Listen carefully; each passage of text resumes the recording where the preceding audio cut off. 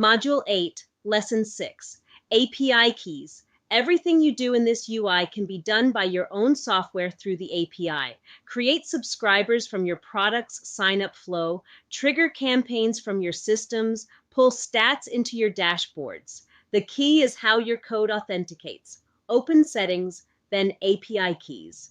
Create a key and name it for the system that will hold it. Production website, data pipeline, staging tests. Naming by holder matters later when you're deciding which key to revoke.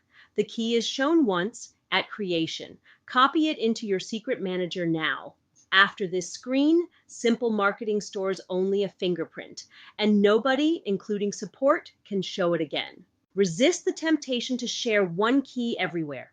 One key per consuming system means revoking one key kills exactly one integration, and the usage trail tells you which system made which call. Keys are free. Untangling a shared key during an incident is not. Your code sends the key in the authorization header on every request. The API scopes everything to this workspace. Keys can't see other tenants ever. The same isolation rule the whole product is built on. Rate limits apply per key, so a runaway script throttles itself instead of your whole workspace. When a key leaks, or a vendor offboards, or a laptop disappears, revoke. The key dies instantly. The named integration stops. Everything else keeps running.